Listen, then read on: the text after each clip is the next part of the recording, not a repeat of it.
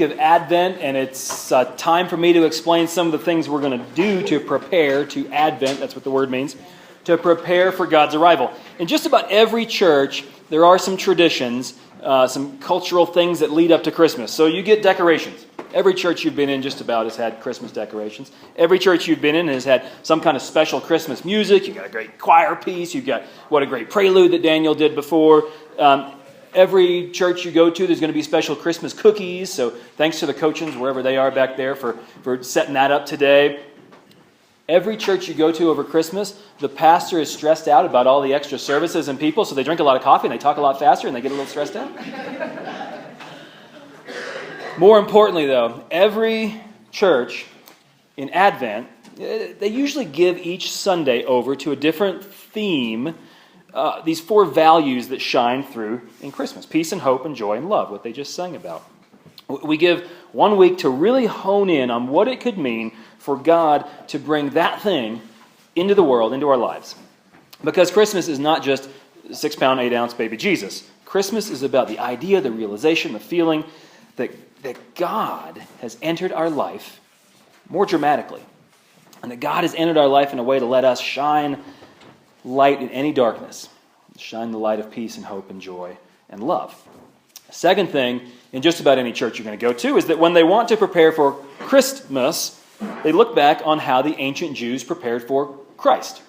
See how that works? The Messiah, the anointed one, what God sent to establish God's kingdom fully and better in the world. So you get, hiding amongst the Old Testament, some of you have tried to read that thing. There's lots of weird stories. There's lots of smiting. There's lots of psalms. There's lots of boring history. But sneaking in there, there's also stuff that is beautifully written by prophets about what it's going to be like when God brings that kingdom onto earth. And what do they think that's going to be like? Well, each week of Advent, a lot of churches will read this one passage that looks forward to a time of peace, to a time of hope, to a time of love, to a time of joy.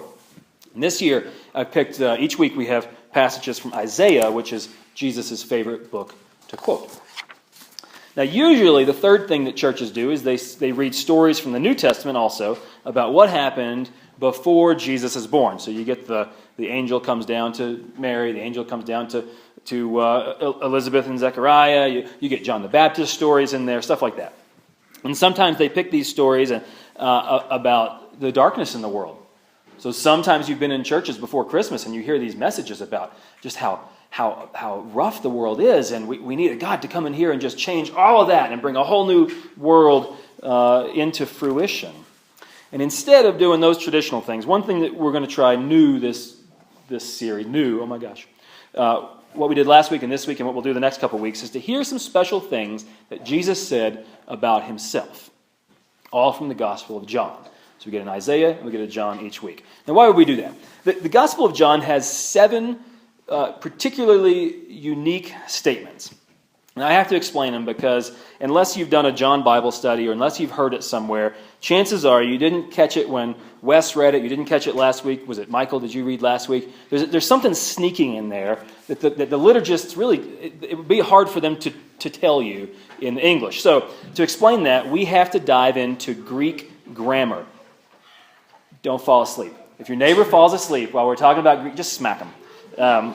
Some of you, this is the first grammar lesson you've had in 100 years. How many of you taught grammar as teachers? Did any of you? Okay, some of you are really excited. There's a hand in the back too. Okay, this is how we're going to start with the grammar lesson. Jim, if you were a Broncos fan, tell us I am a Broncos fan. I am a Broncos fan. Who's a Broncos fan? I am. Who is? I am. All right, okay. If you want to emphasize something speaking, you talk to Jim and he can yell for you. I am a Broncos fan. He uses his hands, right? We know he's a Broncos fan because he can yell, he can use his hands. I was expecting him maybe to stomp his feet. Like, yeah. I tell friends, this is one of the churches that prays for Peyton Manning once in a while. Rich did it last, but when we are talking and we want to emphasize something, there's ways to do that. Who's a Cowboys fan? We are! Yeah, all right, a few of us. If we want to do the same thing in writing, we have a few ways in English, right? We can put it in bold, we can underline it, we can put it in italics, maybe we can put it caps lock, whatever it is. So for instance, which is better here? Jim is a Broncos fan. Number 18. You can't see that one? Jim in bold, underline, and caps lock. So in English, we've developed ways in writing to emphasize something. That's step one. Step two, in English, when we conjugate a verb, that's one of those grammar words. When we take a verb and we put it in the right place, you always need a pronoun. I scream, you scream. We all scream for ice cream. All right, if I just said scream for ice cream, that means something completely different, doesn't it? In English, we need the pronouns to go with the verbs to understand the sentences. In Spanish, it's not really like that. In Spanish, the verb changes depending on who wants the ice cream. Me screamo, tu screamas, se screama, or something like that. That's not it? No? I used to be able to speak Spanish. The last time I spoke Spanish, I was hanging out, backpacking in Europe. I was 19 years old, and I was spending time making spaghetti with the Venezuelan girls' junior volleyball team. I was an inspired Spanish teacher that day. But since then, I don't know. But the verb for scream is grito. It has one of those things I can't do. Grito, which means, if you say grito, that's I scream. You don't need the pronoun. You don't need to say me grito. Just people know what you mean in Spain. Grito. Okay, so Common Greek is a lot more like Spanish than it is like English.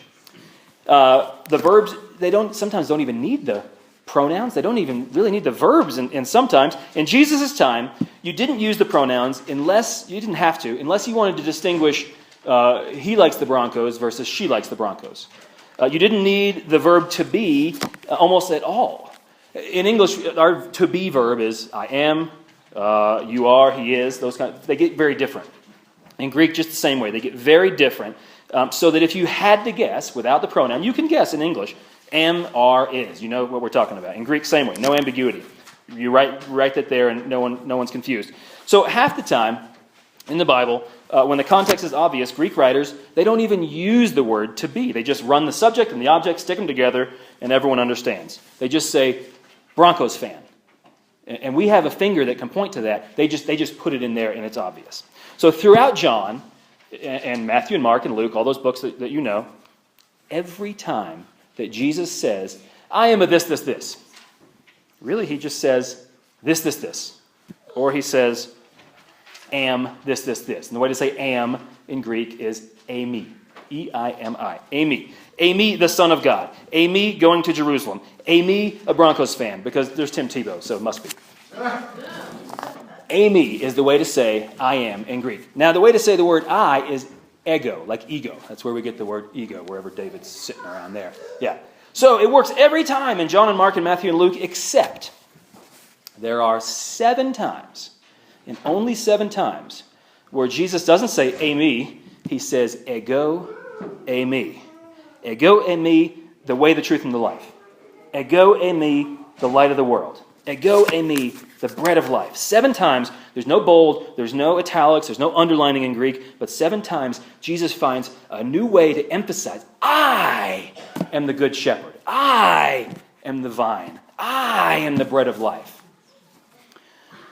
Which might sound kind of meaningless, but what you don't understand is this is not a normal construction in Greek. No one does this. It's not in Homer. It's not in Paul. It's not in the early church fathers. No one for hundreds of years around Jesus bent the rules of grammar like him to emphasize this point. I am the light of the world. So why does that matter? Well, scholars don't know for sure what he's doing there.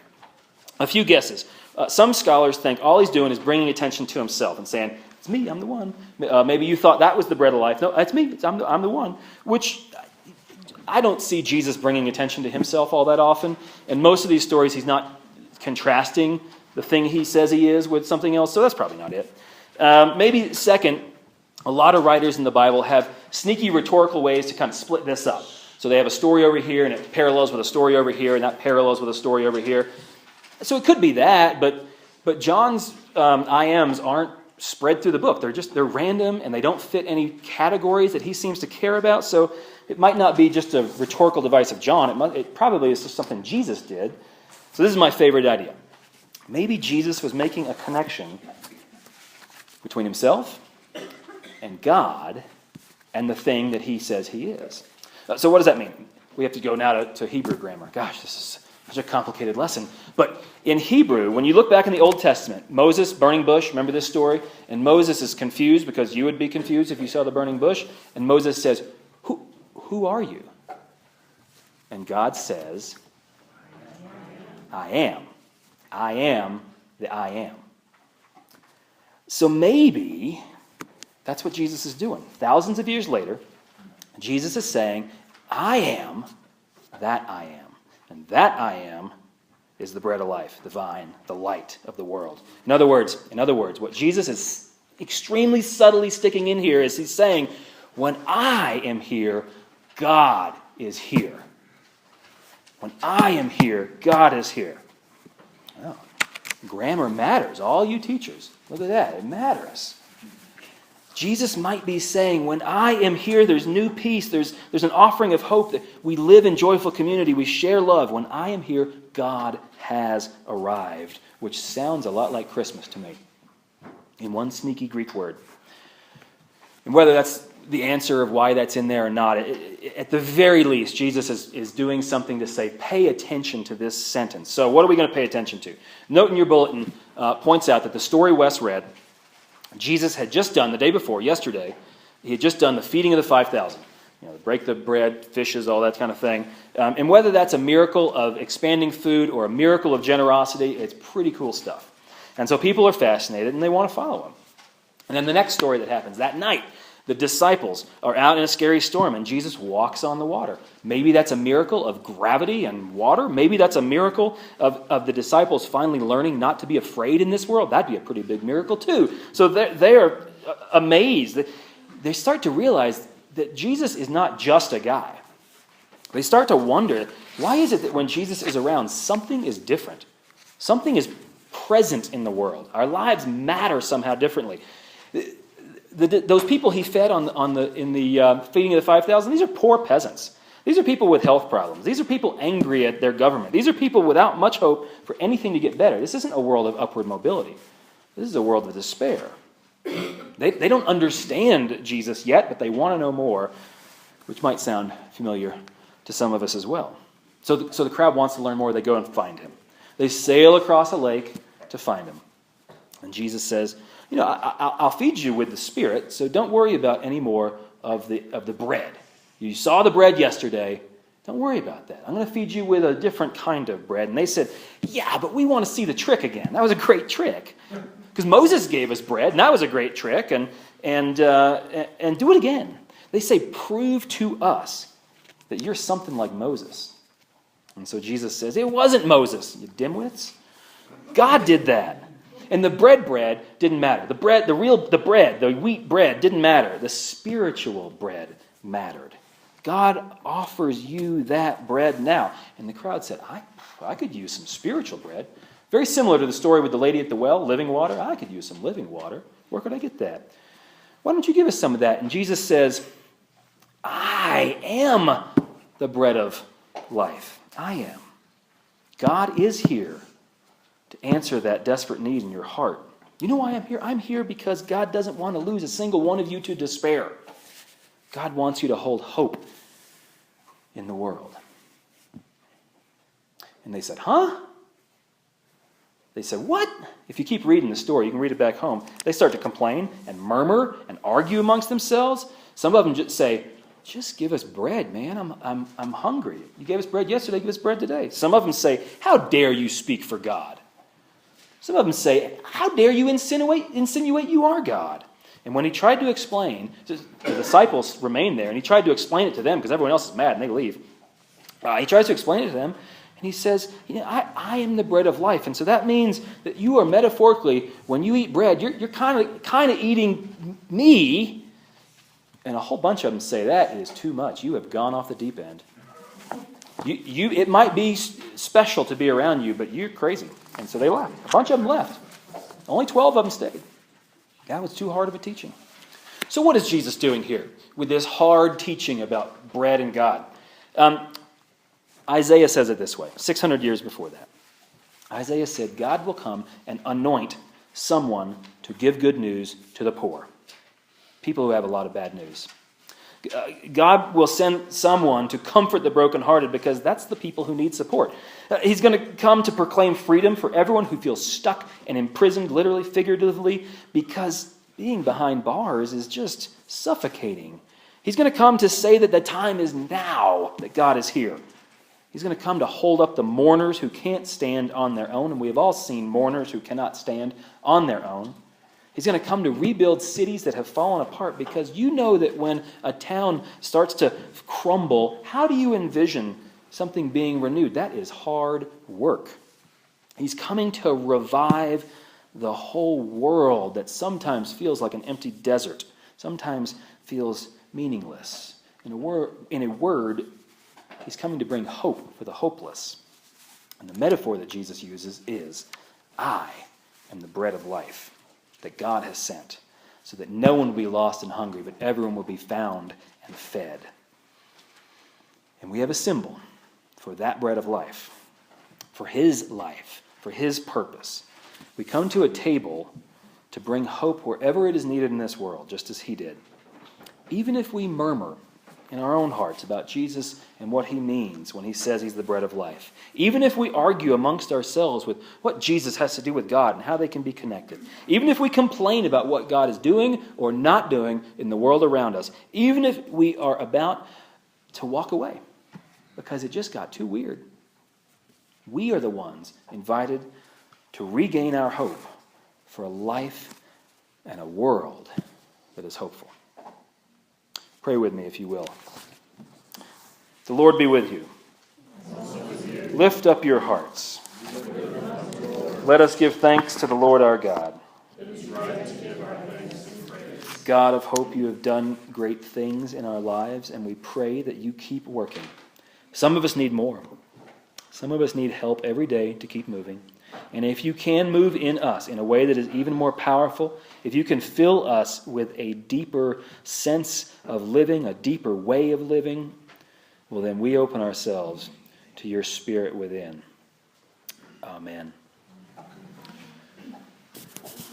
And the Lord Jesus, on the night that he was arrested,